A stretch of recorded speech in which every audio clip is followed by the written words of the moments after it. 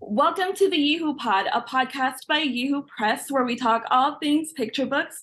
My name is Matheis, and I'm here today with Emily Matheis, author of Opal Springtime Birdhouse. So hi, Emily, how are you? Hi, Eliza. I'm great. I'm happy to be here with you. So am I. I'm so excited for Opal to be coming out March 28th. How are you feeling with just having Opal here, like just having the actual book with It you? is a thrill, and you're right. Having the book in my hand, I've got it even right here.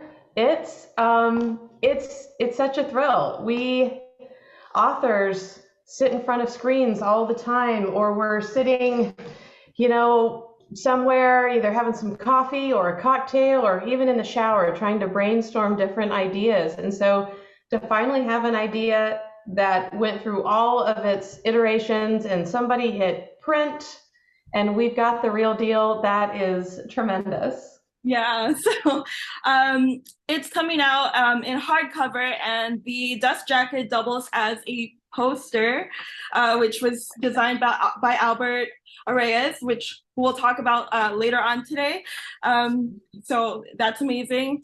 And again, I'm really honored for you to be here because you're my first ever guest. So uh, can you give me just a quick summary of Opal and maybe what inspired you to write it?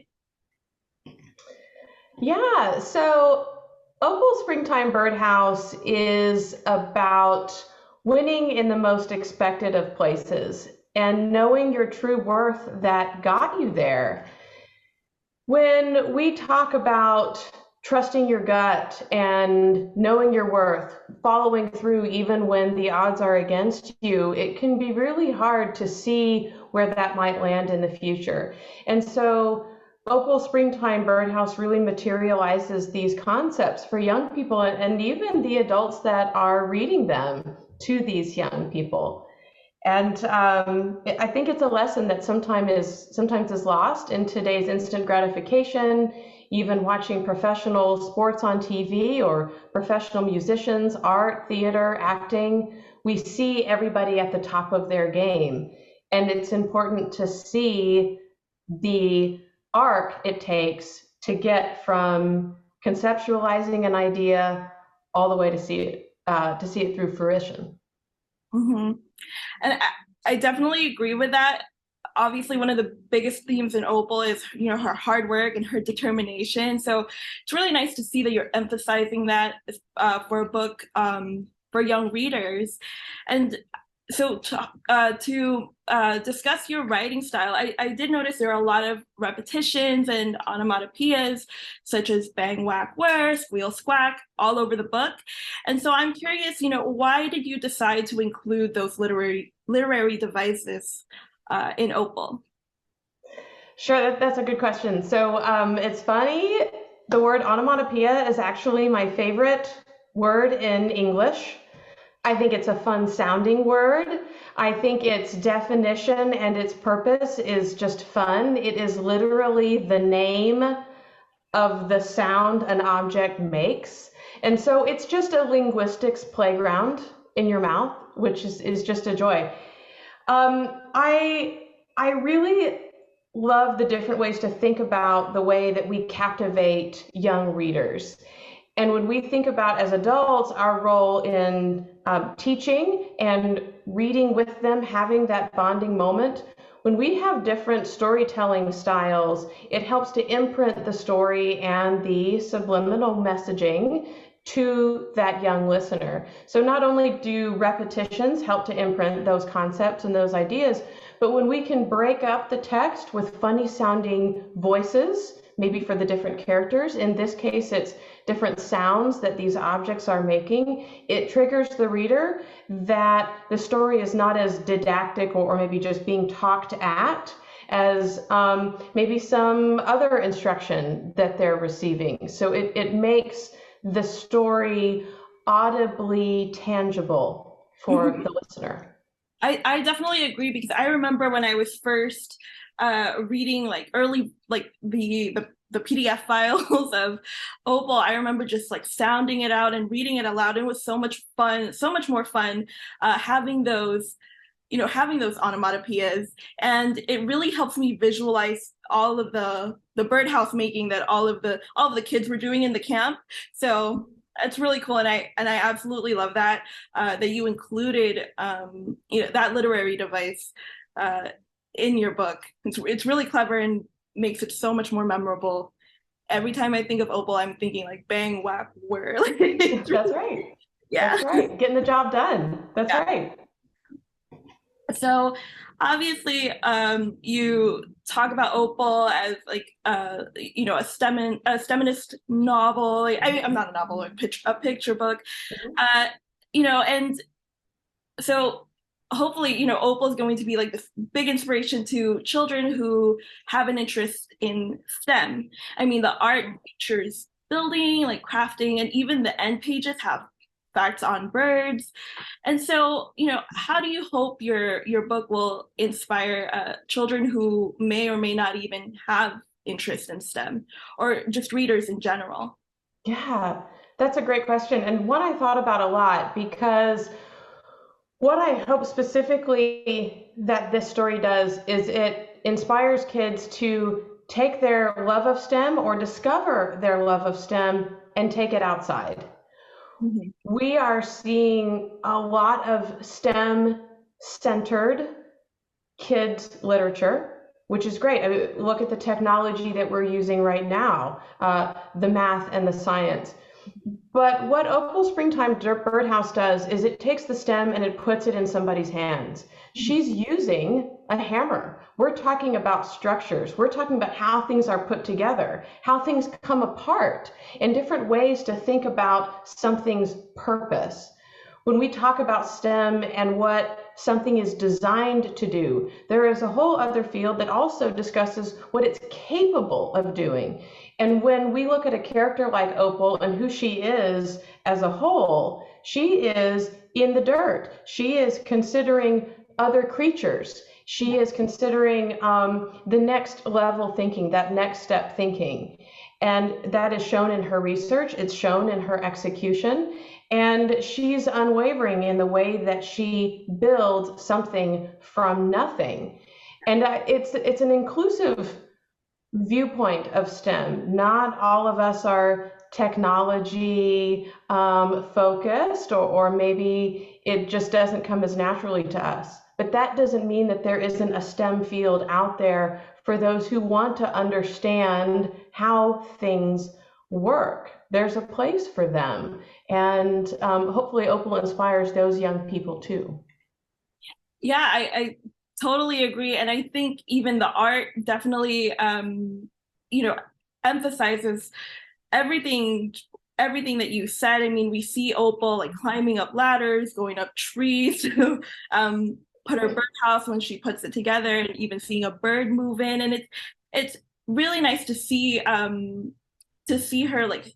succeed in the early stages of creating something from nothing, and then uh, seeing what she can make out of that, and I really want to touch on the illustrations. So we're going to talk about Albert. Hopefully, I'll get to have him on here at some point. And he did such an amazing job with all the pictures. And I am curious, did you coordinate with him at all with any of the designs for Opal? When you saw the character designs, was she how you envisioned her, or the characters, or even any of the art style? This is a great question, and I get asked this question a lot in author visits. And the short answer is no. No, I did not have any influence over how Albert envisioned Opal on the page. To answer your question in a different way, it's sort of natural for authors to have a concept for what their characters look like, maybe a page layout that they're thinking where the words are going to fall. It helps to structure the story. But Albert is phenomenal. He's also an incredible person. And it's important to me as an author to not encroach on his expertise or an illustrator's expertise in the same way that illustrators don't tell authors which words to change. An important element of storytelling is that the illustrations will tell 50% of the story to young people. If there is no one to read to a child, they should still be able to tell themselves the story simply by flipping through and looking at the pictures. And that's a tremendous responsibility for the illustrator, and one that Albert did beautifully. It would I would not want to come in and then say, oh, but what about this? But this was my vision. I would want him to be most selective about what he chooses to portray. And one other element, I suppose, is authors can and I do include what are called art notes, but they should be used sparingly. And really only when the text that's being read and an image that's being shown might be two different things. Maybe there are parallel messages happening in the story, and it's important for the ending of the story or the full circle view of the story to be captured also in the illustrations. And so there might be a suggested art note, but it should still be at a 10,000-foot level to allow the illustrator to really thrive in their creative space. Yeah, that's actually cool. I actually didn't really know about that because I am primarily a reader of novels, so I wasn't 100% sure how author and illustrator relationships actually worked. And so it's good to know that, Albert was the one responsible for Opal's overalls and the pencil behind at the back of her, behind her ear, all this that Yes. she has, and it's so cute. And I think his illustrations really convey so much emotion.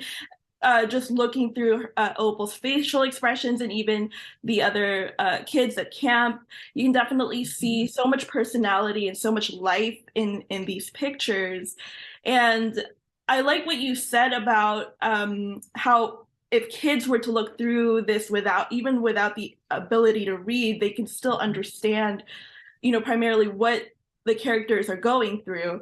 And so, Opal went through a bit of an emotional roller coaster in this book. I mean, she was so confident in her birdhouse that it was going to win, and spoiler alert, it doesn't. And she doesn't get first place, and we see her cry and feel her lack of confidence in herself. So I'm curious, what is it about the emotional development in Opal that you hope will resonate with your readers? To keep going. Keep going. Mm-hmm. That judgment is inherently subjective. Whenever we are putting ourselves on a stage, literally or figuratively, we are being evaluated in some form, and it is impossible to have all of the information the judges are using, life experience, other competing influences. There is no way to possibly know what is being considered in entirety when a judge is making a decision about somebody's work. Mm-hmm. And so that when the result happens, whatever it is in whichever platform, that it is not necessarily an indication of somebody's intellect, their approach to the ask, certainly not who they are as a person, and definitely not their worth. It is one moment in time, and evaluations of any kind for adults or young people, it's just information. Whether it's a compliment, whether it's a criticism, it's all just information. And if we can take these messages to heart, even when it comes to social media, it allows us to push forward and realize that what we have to offer, what Opal has to offer, were her ability to research, to look inside herself. And again, like we talked about in the beginning, she trusted her gut. She knew what she wanted. And when she followed through, she didn't win the contest. And even in a little bit of frustration, she hung her birdhouse anyway. Oh, I can't believe this. Get this thing out of my sight. I'm just going to hang the birdhouse anyway. And if we remember at the end of the story, it wasn't even Opal who knew that a bird moved into her birdhouse. It was her friends, Mhm. including the campmate who won the contest. They were the ones that noticed that a bird moved in. And if we don't follow through with our initial commitments, we might not ever learn where the true value of winning lands. We won't ever see its true possibilities come to fruition. Agreed. So all of this is just so inspirational, just for everybody to hear. And, you know, Opal has such a determined spirit. And, I would say similar to Opal, I did a little bit of stalking and, I saw from your tweets that you went through 7 years of rejections. I mean, 7 years and 315 rejections get published. So, what was that experience like for you? And would you say that you identify with Opal in that way? You're similar to her? Yeah, that's great. That's great, and it's really important to talk about that. The number of rejections. Social media is just a highlight reel, right? No one ever is posting their bloopers, except maybe that when I did post that. But it was intentional. It's just to show that we're all getting told no in some form or another, including Opal in that case. So yes, it's safe to say I do relate with her in that way. In fact, full disclaimer, I had more rejections just this week. So it's common. And when you're working really hard and when you're putting yourself out there, you're going to get told no. It's a natural part of trying to achieve a dream. There's lots of little quotes about that out there. And so yeah, when I got told that I was going to be published, Molly had sent me an email. It was actually kind of late at night. I happened to be at my parents' house. My husband and our kids, we were visiting my parents. It was quiet. It had been a long day. To be honest, I think we were all scrolling our phones like a lot of American families do. And I whispered, "Oh my gosh." And I stood up and no one said anything. Their eyes just kind of panned up to me, waiting for me to say probably the news article headline I had read. And I said, "I'm going to be a published author." And after that, there were tears, lots of joy, congratulations, hugs. We were all really excited. But in a way, it was both underwhelming and miraculous all at once. There were not fireworks, there were not big sound effects, there was no party. It was this quiet moment of victory, incredibly personal, and it was just how it should be. I'm actually surprised that you call it underwhelming, and I mean I'm going off script a little a little bit here, but yeah, I didn't think that would be one of the words that you would use to describe that experience, especially because a lot of us big readers, I mean, even for myself, a goal is to write a book and be published one day, and so to hear you say, I mean, there's you know a lot of things that were happening for you that night, but to hear underwhelming is kind of like, huh, that's interesting. But I mean, congratulations all the same. I think it's so exciting, and I love Opal, and I'm glad it's here, and I hope everybody's just going to love it all the same. Um, and so we're wrapping up, and I do have just a couple questions. I mean, what's next for you? Again, like I was stalking you, so I I found out you were writing a rom-com, which I'm a big rom-com reader, so I'm like so excited. Like, are you able to tell me like any tropes that it has? Like, is it enemies to lovers, slow burn? you know? So naturally, I think no one would be surprised to hear that the female leads in my rom-coms are also big fans of STEM. They stand on their own 2 feet. There's an emphasis on the trades in my adult rom-coms. So a little bit like Opal, I suppose, where we're taking STEM and we are putting hands-on hobbies and interests and failures and successes in the hands of these characters. Um, I am excited about it. Actually, my this particular rom-com that's on submission with editors right now, my agent Jennifer Harrington, she's a brilliant steward of my works, and I'm so grateful to her. This particular manuscript won an award this past fall, so it has a lot of promise. We are hoping simply to find its home right now, just the right home for it. We're also waiting on some decisions about a nonfiction picture book about dads and the many forms of dadhood Mhm. that are out there. It's not always the tough guy, and that's important to acknowledge. And then there are more Opal manuscripts out there, and we have thoroughly loved our partnership with Yeehoo Press this far, and we hope that's going to continue. So lots more decisions to be made, and some good news on the horizon that will be exciting to talk through in the coming months. Yeah, I'm excited. Yeah, hopefully we do get to see that rom-com. I personally, I really want to. I'll So, send it to you. oh, really? So if Berkeley is listening, I'm kidding. Yeah, so my last question, would be you have such a strong online presence.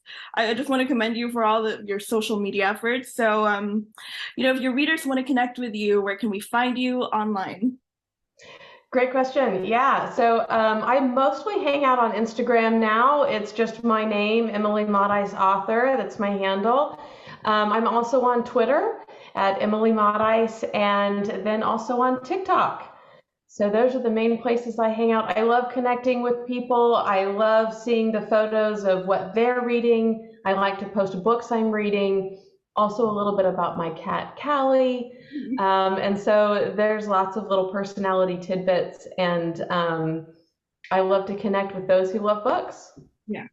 I followed you on TikTok, and that's where I saw that you were reading all the rom-coms like Love on the Brain, Spanish Love Deception. So Yes, I'm like, oh my gosh, I love those books. So that's anyway, right. yeah. So again, Opal Springtime Birdhouse is coming out March 28th. You can pre-order that everywhere. But if you pre-order on YeehooMedia.com, you can get 15% off, but it'll be available soon at every bookstore near you. So thank you so much, Emily, for being here with me today. And that wraps up our very first episode of um, Yeehoo Pod. So thank you so much again. And I loved it. Thanks, Meliza. yeah, you're welcome.